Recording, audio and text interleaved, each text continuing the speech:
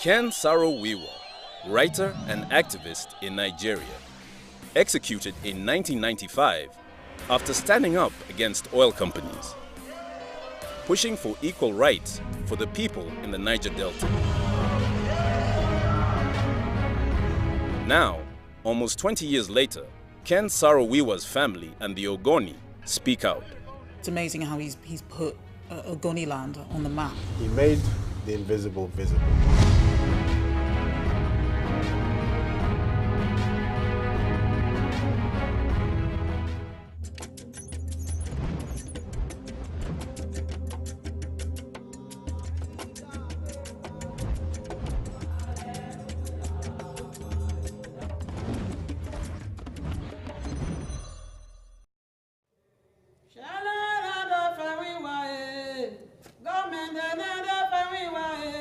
I never imagined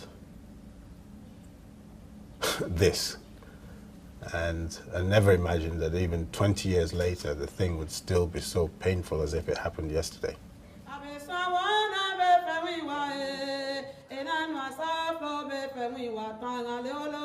The older I get, the more I really appreciate my father's bravery.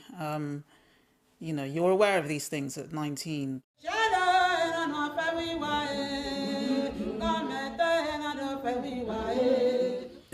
It's almost like yesterday, first of all. That's each time Ken Sarowa's name is mentioned, or there's a reference to the Ogoni, you know, people, their new leadership, etc.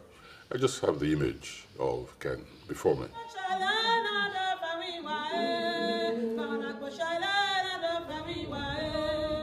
Bane, a village in the heart of Nigeria's Niger Delta. This house has the grave of writer and activist Ken Saro Wiwa, who was executed by the Nigerian military government in 1995. A mile away, there is still his house, next to the one of his mother. Ken Saro Wiwa was born in 1941 in nearby Bori as the son of Chief Jim Wiwa and his wife, Jessie. We are in Ogoniland, in the Niger Delta. With its 650 square kilometers, it is the size of Greater London. Here live the Ogoni, a minority of 500,000 people marginalized by the ruling ethnic groups in Nigeria, being the Yoruba, the Hausa Fulani, and the Igbo. Ken Saro Wiwa comes from the Ogoni community.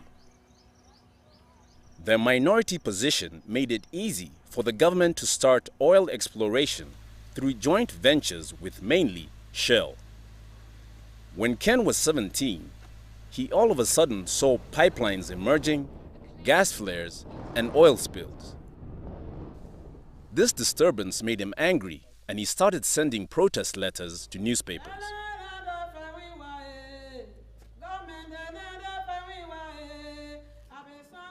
This ignited Ken's interest in writing, and he wanted to go and study English, but was halted by the Biafra War, which raged in the Niger Delta from 1967 until 1970. Then, using his wits, Ken Saro Wiwa became an administrator for the local government, but got fired because of raising attention for the oil companies exploiting his Ogoni land. Then, to make his daily bread, he ended up in real estate in Port Harcourt. He was forced into business, which is not something he had any natural appetite for. And he became a moderately successful businessman. And he could have been much more successful because he was close to all of the Nigeria's rulers and the elites at that time, and he could have used that as advantages, but for reasons best known to himself, he didn't. The turnaround for Ken Saro Wiwa came in the 1990s when, again, desperate for income, he started producing the sitcom Bassi and Company, using the experience he acquired from having produced radio plays earlier on. It was a parody on the corrupt Nigerian society and is still the best viewed television show in Nigeria ever. You want to be a millionaire, behave like a millionaire, act like a millionaire, millions will be yours. once he'd made a little bit of money, he now started writing, he took up the pen again, he started writing a column in newspapers, and things were beginning to pick up again. In his new books, he criticized the corrupt government and his concern about minorities like the Ogoni. But despite the changing fortune, his son Ken says his father was unhappy. He felt frustrated because, he wasn't published outside of Nigeria. He had to self-publish. And his ideas were not getting much traction, even though 30 million people were watching Bassi and Company, and even though he was writing a column in the Sunday Times, in Punch, in Vanguard. Bad luck shifted his trajectory indefinitely. When he lost a manuscript of a novel that he had written, which he wanted to use to introduce to a wider audience outside, he was hoping it would be published outside of Nigeria, and then from there he could then probably sort of introducing his politics. He lost the novel. He just felt, okay, maybe he was not meant to be a writer. And then he now became an environmental activist. And he realized that what he'd been all this time was actually an environmental activist. Almost like being reborn, Ken Saro Wiwa took on the oil industry because none of the millions of petrol dollars flowed back into Ogoni land, with its lack of schools and hospitals. This had Ken co-founding MOSOP, the movement for the survival of the Ogoni people. And in 1990, they presented to the government their demands in the Ogoni Bill of Rights. Do you know the meaning of MOSOP? MOSOP is the movement for the survival Ogoni people. Do you know the meaning of MOSOP? MOSOP is the movement for the survival Ogoni people. Do you know the meaning of MOSOP? MOSOP is the movement for the survival Ogoni people. Do you know the meaning of MOSOP? MOSOP is the movement for the survival Ogoni people. Ken Saro Wiwa first had shown the Ogoni Bill of Rights to writer Wole Soyinka, who is the 1986 winner of the Nobel Prize for Literature. Ken Jr., then 14 years old, remembers he gladly joined, but wasn't aware that his father was going to present the Ogoni Bill of Rights. My father never wasted an opportunity to start talking about the Ogoni issue. So there I was saying, here he is talking about this thing again. And I just said, look, I wanted him to finish his business. Let me talk to my, my father's hero. Well, I remember when I was around, I think maybe 12 or 13, he showed us this book, and it was called the Ogoni Bill of Rights. And obviously at that age, it meant nothing to me. It was just a very boring political document, but he was really passionate about it.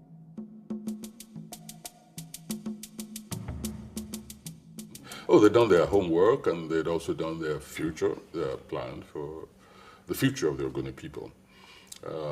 It wasn't a kind of declaration which was long on ideology. No, it was a kind of ethnic view at an uncomfortable association, but based on the principles of justice and also on the unequal distribution of resources of the nation, especially oil.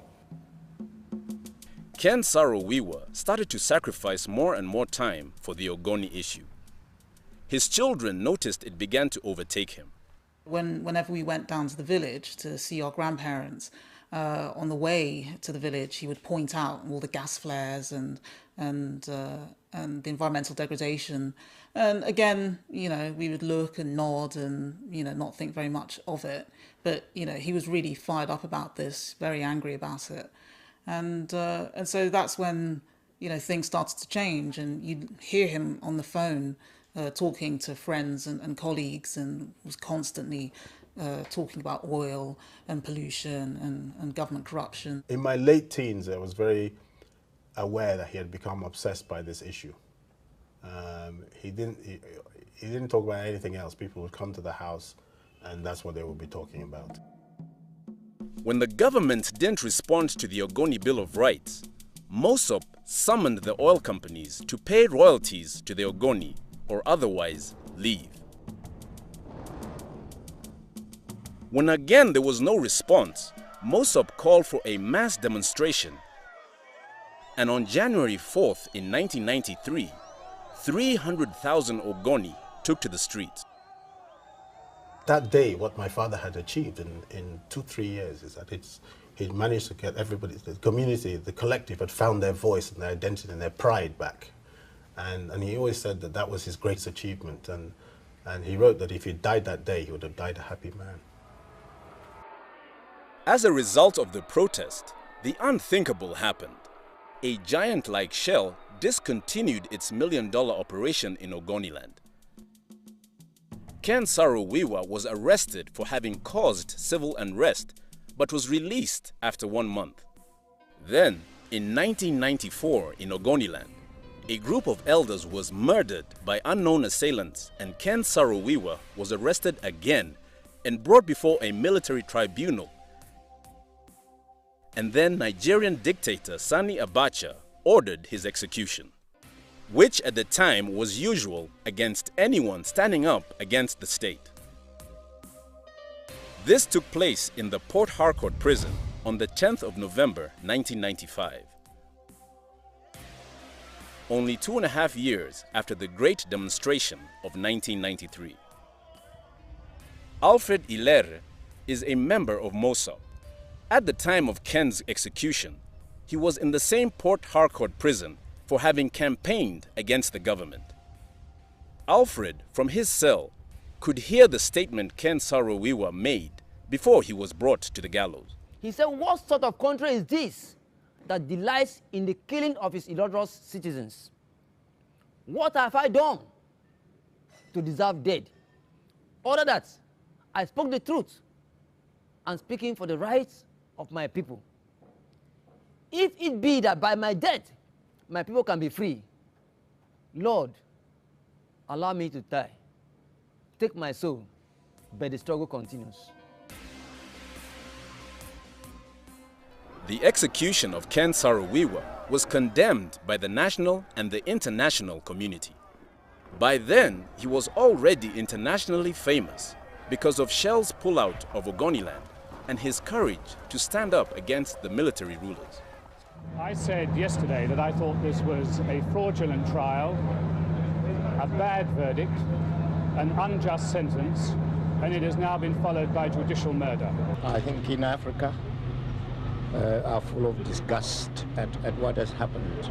And it is not only horrifying, but utter disrespect for all of us who have tried to assist Nigeria to come out of this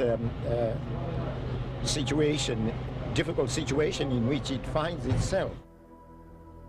Saro Wiwa's son, Ken Jr., together with Nobel Prize laureate Wole Soyinka, were at a Commonwealth summit in New Zealand to lobby against the execution of his father and for the Ogoni case. But the execution came too unexpected. Ken was asleep in a hotel and was woken up by a friend.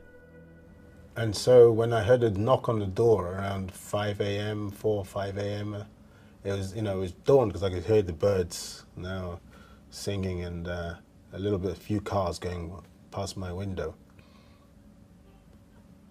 And Richard Bula, this Australian activist who's been with us all this for months and been with me, been my sort of guide throughout that period. I opened the door and he was there and I could see it on his face, And he just told me and I just turned around and started just absent-mindedly getting dressed, So you're just still pushing the thing away, just very businesslike. I've got to pack my clothes. I have to leave. I didn't even think about where I was going. I think whatever he was saying about flights, I just wasn't listening.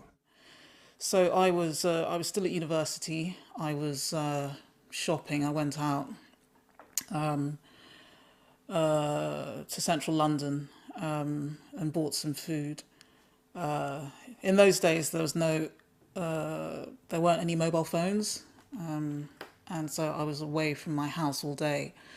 I came back about 7 o'clock in the evening, and my flatmate left a note saying I should call my mother, and that's when I knew something had happened.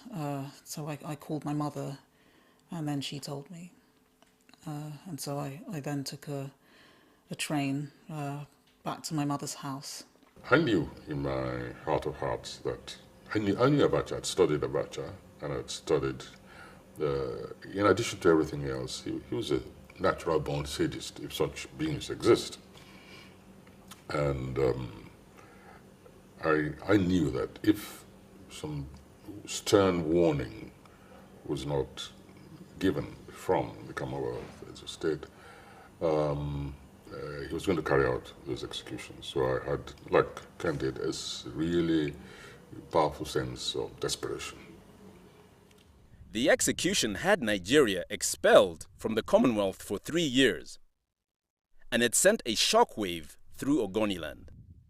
Oh, it galvanized the Ogoni people, to further their original aspirations. One thing it did not do was discourage a continuation of the struggle, although it was being prosecuted now in different ways.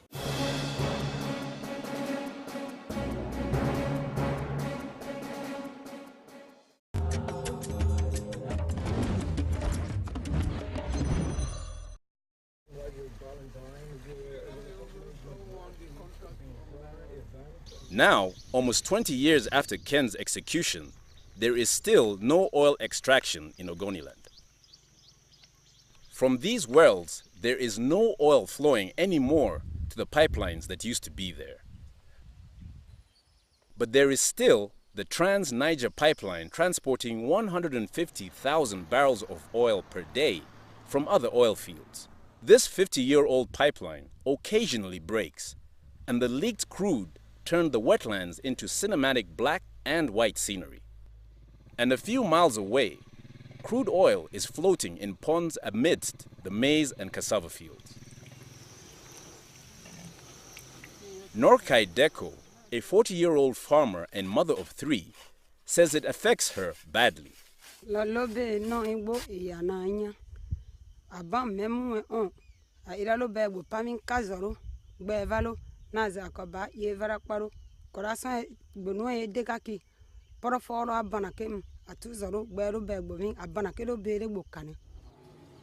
leader of a local council in Ogoniland notices these complaints across the region. To suffer the impact because our lands, our waterways, our stream, our creek are affected, highly contaminated. Shell always maintained that these spills are caused by sabotage. According to Charles Koya of a local development group, it's true that poor youth come to break pipelines hoping to sell crude, but he says that they are sent by the army groups guarding the delta. There is that arrangement of them calling and inviting the community boys to come and help to break the pipeline so that they sell the oil for them. So when the community boys come and break the pipeline, then they become their boys, who, when they sell the export, the proceeds from the leakage will now go to the security people and the military people. This ongoing pollution of Ogoniland makes that Ken Saro Wiwa was not forgotten. His remains after the execution finally came home in 2005, when the Nigerian government released his body to be reburied in Bane. His 38-year-old daughter, Nu Saro Wiwa, has vivid memories.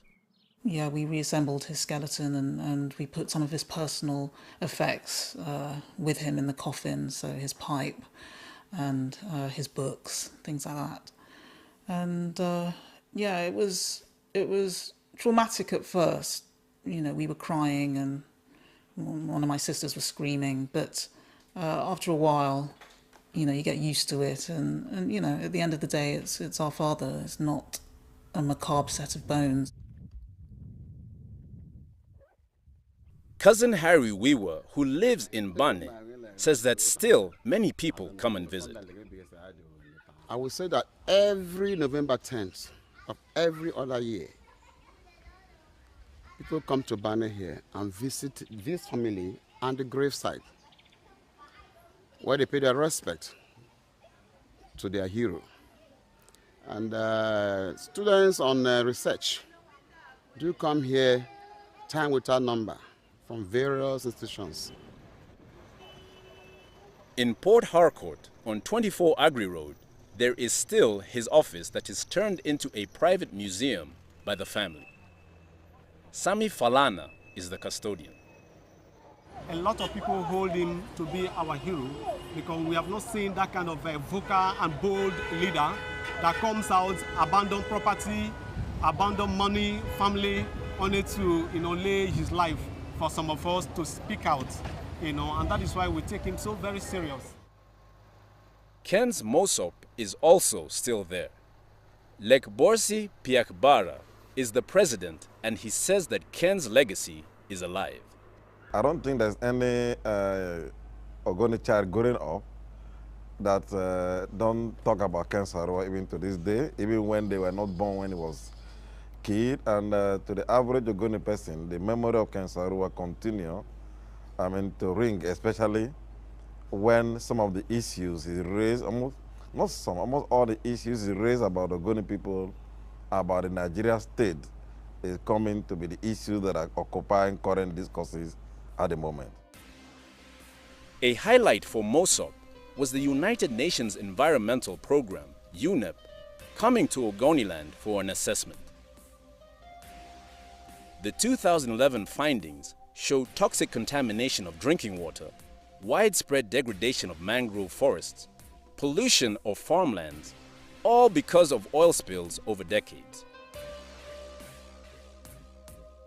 The UNEP concludes that restoring the environment would require the biggest cleanup operation ever, taking 30 years at an initial cost of $1 billion. For the Ogoni, this is the ultimate proof that Ken Saro Wiwa was right.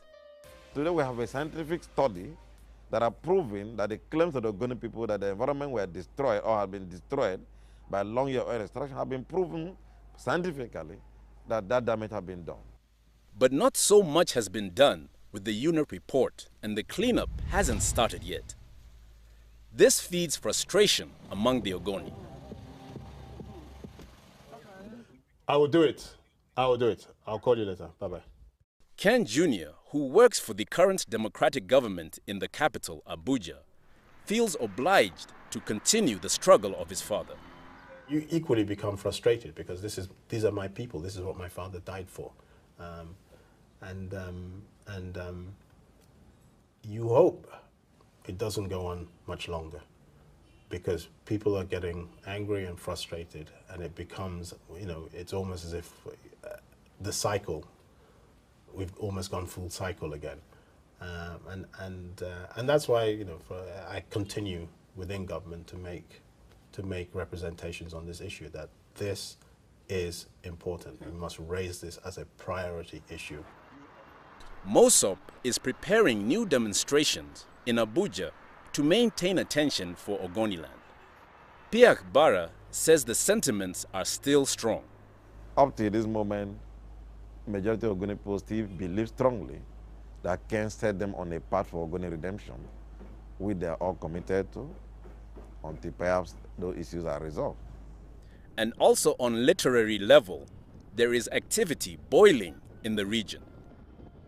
36-year-old Obari Gomba is a Niger Delta poet publishing on Ogoniland.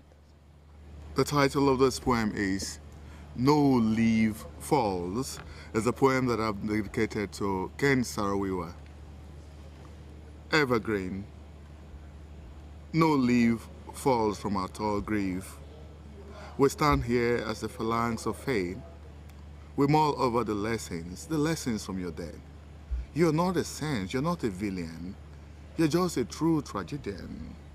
Obari Gomba campaigns merely by writing. But for Ken Saro Wiwa, that was not good enough. For him, writers cannot just be apart from society, just talking about, writing lovely words and things. You have to engage with the society. You have to communicate. That's the point of writing. It's telling a story, and by telling the story, you captivate the audience, and you move the audience to make that change. Obari Gomba doesn't rule out that he might also turn into activism. Yes, because if things do not change, and you keep pushing that things should change, then there could come a time when you want to invest a greater deal of involvement to bring about change. Okay, it's difficult to sit at one point and say that you are going to live in the same mode all through the rest of your life. No, there could be a point in my life, in my development as a person, when I will see the need for a large-scale mass mobilization. Meanwhile, there is progress to be reported for the Ogoni. Shell, in 2009, settled a court case pushed by a group of American lawyers by paying $15.5 million compensation to the Ogoni community. I think the settlement really, it represented a victory of sorts in that all companies can no longer operate with the sort of impunity that they had in the past. And, you know, we owe everything to my father for that. He really put the agenda of Ogoni and pollution on the political map. But with the UNEP recommendations unimplemented, comes the question whether Ken Saro Wiwa's struggle and sacrifice made a difference. It made a difference for Ogoni, it made a difference for Niger Delta, to Nigeria, to the entire energy mix, you know, because it raised awareness, not that it was the only area that was experiencing this kind of issue, but it just raised awareness that these were critical and important issues that needed different approaches. At that time, these were invisible minorities. You could come and drill oil on ancestral lands. There were a few people on the lands, but they was regarded very much as collateral damage or accidental to the main thing, which was to extract hydrocarbons. The country had become successfully sensitized to the struggle. That's what I'm trying to say, that it was no longer an Ogoni struggle. It was both an international recognition and Nigeria's own recognition of the situation in Ogoni land.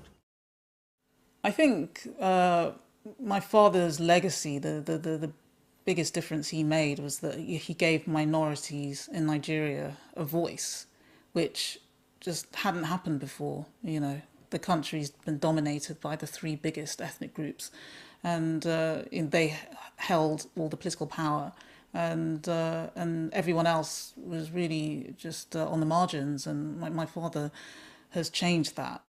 It became a wake-up call to the rest of the world and to the other nationalities of the Niger Delta.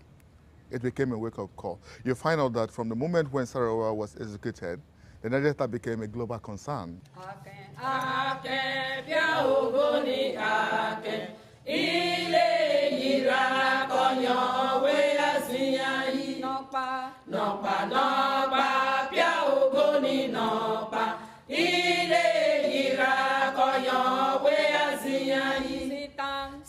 Sitam, ya Ogoni sitam, ile yira konyo